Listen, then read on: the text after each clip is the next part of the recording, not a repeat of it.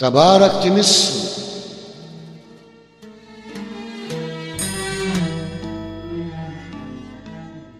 تجلي، تباركت أم النقاء، تجلي تباركت أم النقاء وأم الندى في مراق العلاء.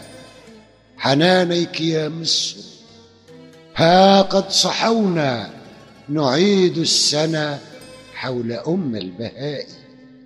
نداؤك دوى فلباه شعب عريق السجايا بحق الوفاء، فزلزل أركان ما نال يوما من الروح، أسقط شر العفاء. هتفت فلباك فينا شباب أعادوك حصنا جديد البناء، وأهووا دعاوى ظنون تعالت، وجهلا مريضا نبى عن غباء. فلا ثم لاه ولا ثم طاغ ولا ثم إلا فتي الإباء.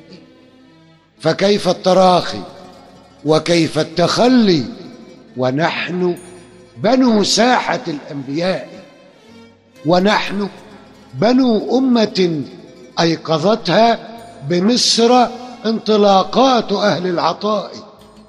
وإن الذين اعتصمنا بهدي أنار الدنا، عشت أم اللواء.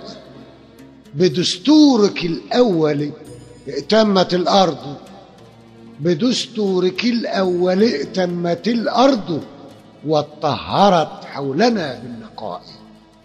وعلمت أهل الأراضين علما تجلى عطاء نبيل السخاء.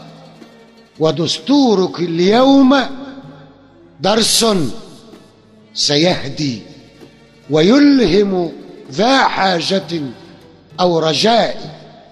تباركت يا مصر، تباركت يا مصر يا أم جند، هم الجند، هم رمز جند الفداء. مضى عاصف حل حينا وولى وراء غيوم جلت عن سماء. محمد سليم خريبة، شاعر من مصر. القصيدة من ديواني راح الحنين. كل التحية لك يا مصر، كل التحية لمن أسهموا في صوغ دستور مصر بشرف الكلمة وأتموا رسالتهم على خير وجه. كل التحية لكل العرب الذين آزروا مصر. كل التحية للجميل الغيور الأستاذ إبراهيم محمد إبراهيم، مهندس الصوت، المنصورة الدقهلية مصر. موبايل 010-6-3-0-8-2-6-6-6.